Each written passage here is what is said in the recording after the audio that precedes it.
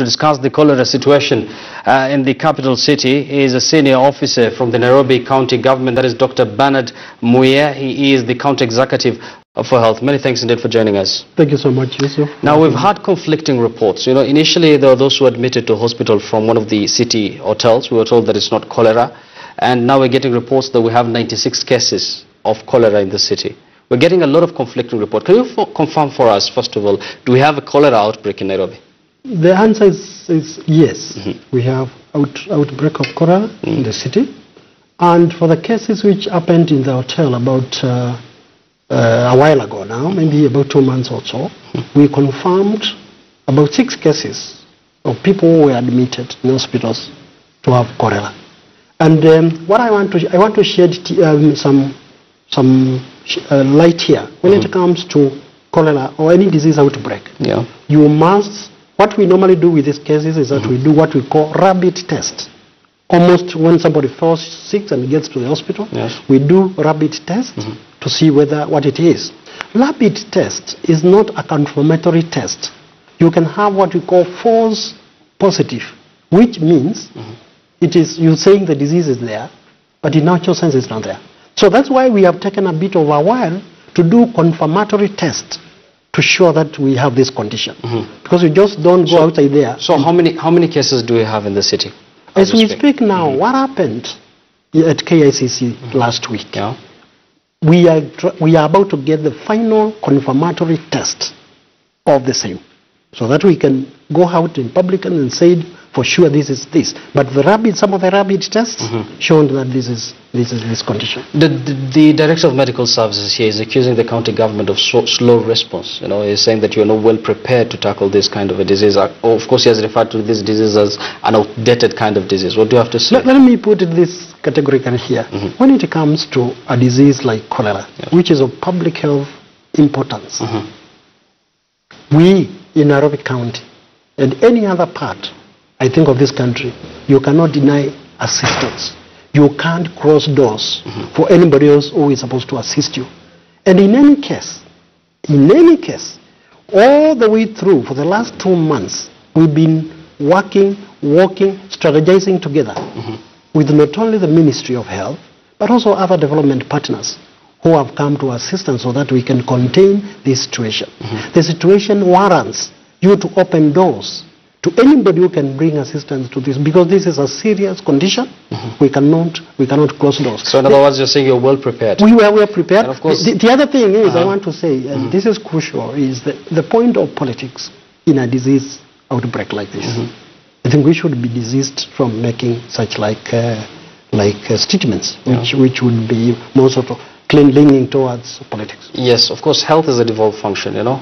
Some of the, guys who've suffered cholera, people who've suffered cholera, some in critical condition, are saying they're not even getting space in hospitals.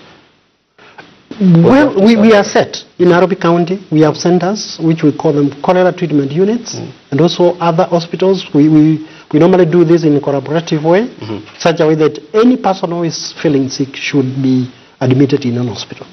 The other thing, Yusuf, which is interesting with us, is that our health-seeking behavior is relatively very poor. You get diarrhea, you vomit, and you go to the duka, you get an hour. And maybe you are suffering from such a serious condition. So health-seeking behavior, you get sick, you get a diarrhea, you should get into the nearest facility, get checked. What are some of the measures you've put in place to stop this? Because I've seen reports indicating that you've banned hawking. Yes, indeed, we have done that. Very excellent. We also have all food handlers in Nairobi City County. We are actually in the process as we speak, validating their certificate. Those who don't have valid food handler certificate are not supposed to handle food. Caterers, those people who prepare food outside an event or outside a conference, will not be allowed to prepare food. Or what we are going to do is that they must incorporate public health people to ensure that the food they are preparing, how it is being prepared, and how it is being transported to the event, it is of hygienic standard, as the way we have said. So that is now it's not going to be allowed. The other issue which we are taking, we are taking strong measure, and this is strategized, is the disease surveillance units in all the counties. That is in all the 17 sub-counties Yes. are alerted in Nairobi. Health promotion activities, that is creating awareness, is being done all over across Nairobi.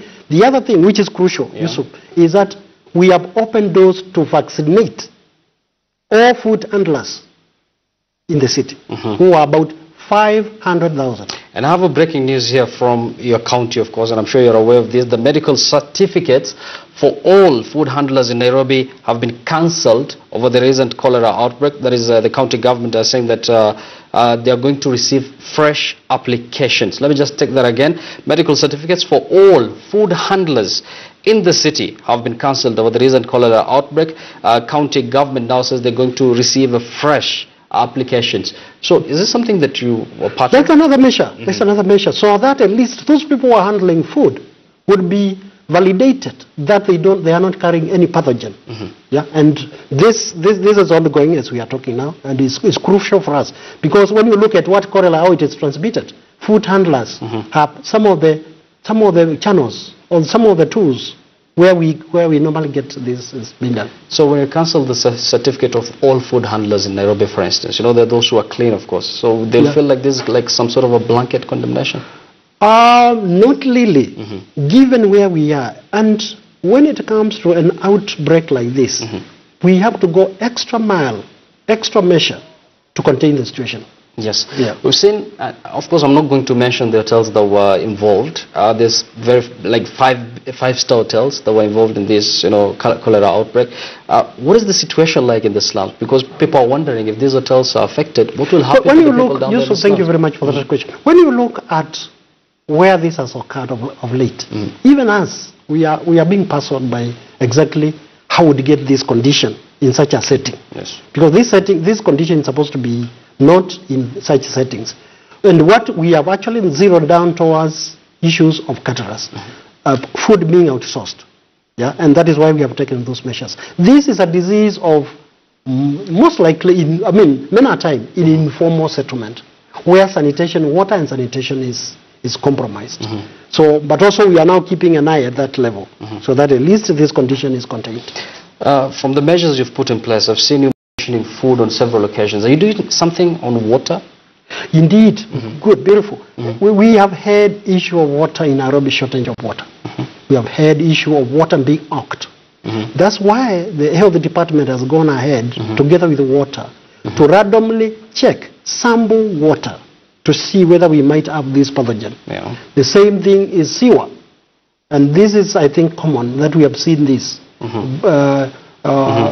Sewers, emitting, that fluid outside. So also we are doing that. My counterpart on the other side of sewer is also looking into that, and also water, so that at least this is contained. Dr. There's a very interesting question here. All these cases of cholera have been reported in these big hotels once again, okay? And the people who are asking, why shut down the kiosks and the normal, food vendors and not these big hotels? I've been asked that question several times.